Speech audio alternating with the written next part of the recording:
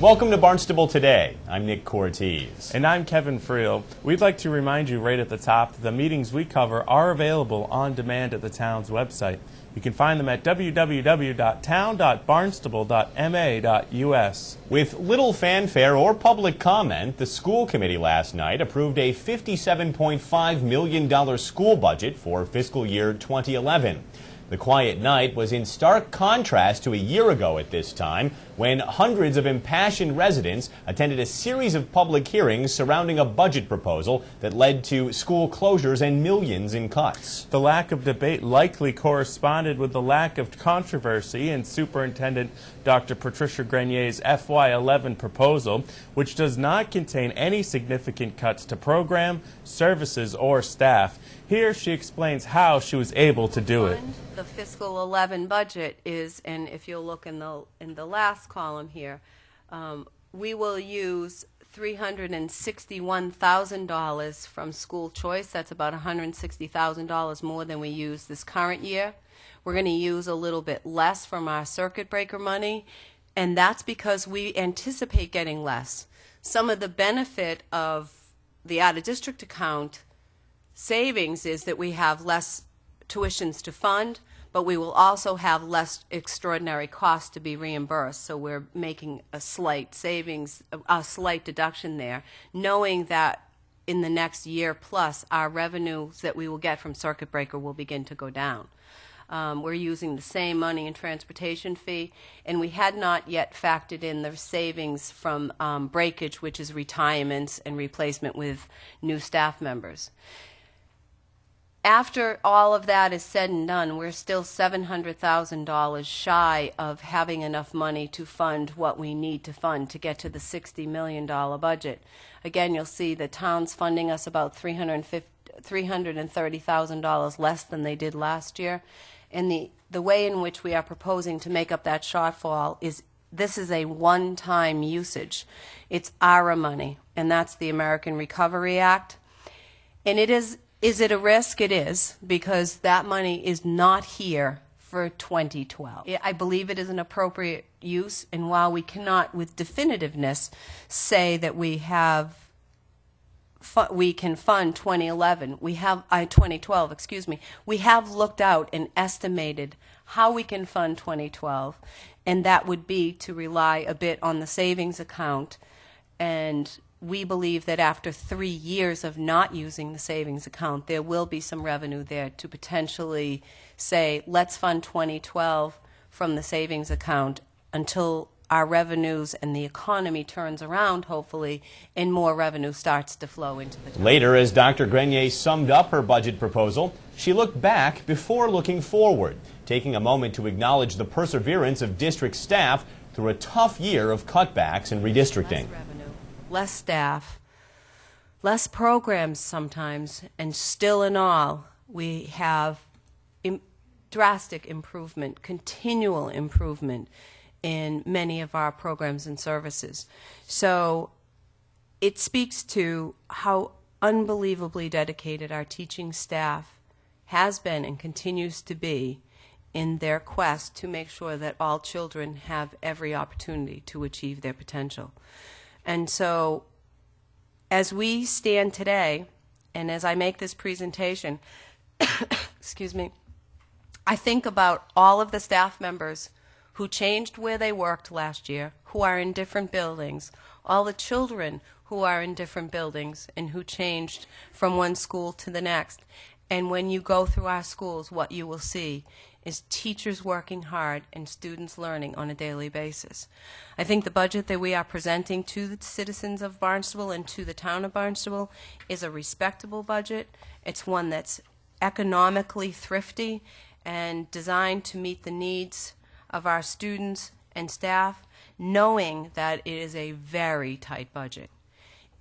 I always feel, as the superintendent, that I'm supposed to first present what is the ideal budget and where we absolutely could use growth.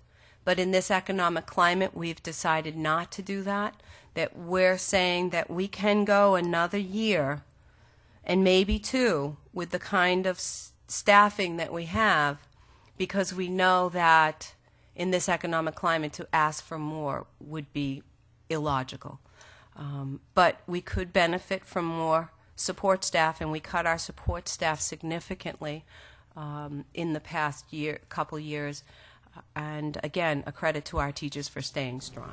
The school budget now moves to the town council for final approval. The budget wasn't the only big development during Tuesday's meeting. The school committee also had the opportunity to meet Patrick Clark, the man who will soon become the next principal of Barnstable High School. I asked the staff, what characteristics or qualities did they truly desire in the next leader? They said they wanted someone who possessed a clear vision for Barnstable High School, someone who was an experienced teacher and administrator, someone who was an instructional leader, who would dedicate a long-term commitment to Barnstable, who would hold people accountable, and the teachers said that of themselves. We want someone who will make us better, who will help us to be better as educators. They wanted someone who was dynamic, an effective, visible leader, and who possessed effective communication skills. We were very lucky in this process that when it came down to the final three candidates, I believe that the final three candidates possessed, in some manner, shape, or form, all of these characteristics. But there was one candidate who consistently demonstrated a depth of demonstration of each of these, and that was Patrick Clark. It is my pleasure to introduce to the committee tonight Patrick Clark, our new principal of Barnstable High School, effective July 1, and to compliment him on his presentation, his tenacity, his genuine sense of self as he went through this process. And I can't be more pleased to work with him. Thank you. My name is Patrick Clark. I've resided in the town of Barnstable since 1975. My father told me that the best birthday present I'd ever received was moving from New Bedford to Centerville, Massachusetts on my third birthday. My family has had a long tradition of public service in the town of Barnstable in the fields of healthcare, law enforcement, and education, and I could not be more excited to be taking on this position. After the whirlwind of the last couple of weeks, the first quiet moment I had was Saturday morning. I'm an early riser. The newspaper came, and I ran out and grabbed it. And I got up to the counter in the kitchen and just started thumbing through.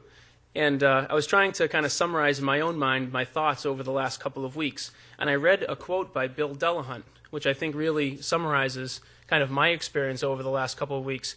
And that is that every journey begins and ends at home. And I really feel that that's what this is for me, a homecoming. I'm a graduate of Barnstable High, the class of 1990. I've moved around to a couple of different schools, and I really feel that this homecoming, I would be blessed if I could finish my career here as the principal of Barnstable High School. So during the process, I also learned about the great people, adults and students at Barnstable High School. And certainly I look forward to, in the next year, keeping my ears wide open, learning about what their priorities are, and getting the opportunity to work with all of you folks and all of the good folks who are here, who will be my colleagues as principal. So another friend also reminded me that in the class of 1990 I was voted most talkative, so I'll keep my comments brief tonight. So break you of that habit. I'll keep my comments brief, but thank you very much, and I look forward to working with everyone, and the process was very informative, and I look forward to getting going. Thank you. Well done. Tonight, Wednesday, March 10th, the Zoning Board of Appeals meets at 7 p.m. in the Town Hall hearing room. Also at 7 p.m., Old Kings Highway meets at the West Barnstable Community Building on Route 149 in West Barnstable. For Thursday, March 11th, at 5 p.m., there's a Barnstable Bulkhead Stakeholders meeting at the Sturgis Library on Route 6A in Barnstable Village. That's followed at 7 p.m. by a special meeting of the Town Council at 7 p.m. in the Town Hall hearing room. Well, that's all the time we have for now. For Kevin Friel, I'm Nick Cortese. We'll see you next time on Barnstable Today.